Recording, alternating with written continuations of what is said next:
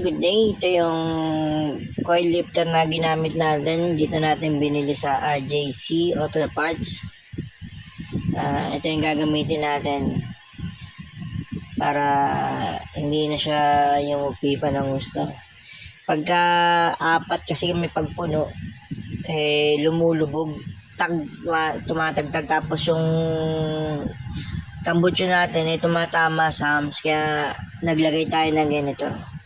Ito, panoorin nyo kung paano magkabit. Kailangan din lang natin dito ng langis, tsaka yung katala tuloy, yung basta yung matigas na yan. Ito, panoorin nyo. Good day mga KMC Taxi, mga game changer. Ngayon ay magkakabit tayo ng lifter. Ito yung isang gamit natin na may may rubber lifter na to. Gagamitan pa natin ito kasi napakalambot talaga ng coil spring ng Mirage.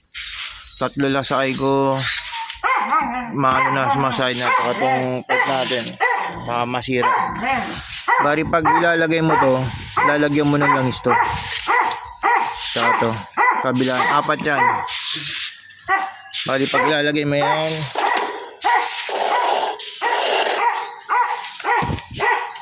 yan dito sa gitna, yan. Pero yan, lilinisan muna natin yan bago natin ilagay. Okay, lilinisan muna natin, tapos lagyan natin langis.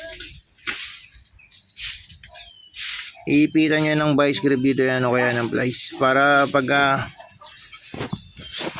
nilagay nyo ganyan yan, maiiangat nyo na gano'n, malambot. Ay, testing muna natin. Yan, naikabit na natin siya. Ma-exist na lang, isayaan nyo lang yan, maano rin yan. Titigas siya, kakapit niyang pag naibaba na to. Pagka lumapat na sa gulong, lumapat na yung gulong sa sahig, bababa yan. Ngayon doon na tayo sa kabila. Yan, pupunasan nyo muna, tapos tsaka nyo lagyan ng langis yung rubber. Sa akin ginamit ko ito, pinangganong ito, katala. Gawin natin dito. Okay mga game changer, ito na siya, tapos na. Bali kapag naglalagay ako niyan, bali pa ganun siya hindi pa ganun, pag ganun ako. Yan, ganun din sa kabila, pag ganun din yan. Gitna lang din siya. Yan. Ngayon ibababa na natin, kakabit na natin yung gulong para maibaba na natin. Bali ang ginawa ko niyan, nilagay ko rito ganyan, tapos inangat kong ganun, tapos inuusog-usog ko na lang. Lagyan nyo lang langis, madulas lang yan. Ganun lang. Okay, ito na yung finished product natin. Tumaas na siya. Hindi na siya basta-basta lumalagatok. Ingatan din natin kasi yung pipe natin, baka maputol.